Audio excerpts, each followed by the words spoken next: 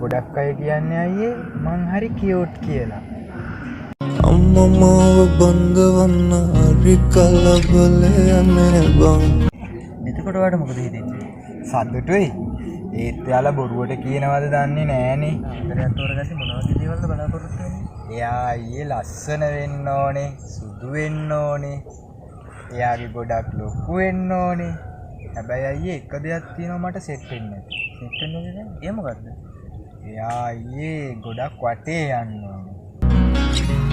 මට බඳින්න වැදෙන් තම 27යිනේ බං. වටේ යන්න නැති කෙල්ලෝ 1000ක් අතරේ වටේ යන කෙල්ලෝ තමයි සුපිරිම. හැබැයි එයා මට ඔයා මට මනාප නම් බං. අපි චෝතාලයන් මිතිරි කලේ බං.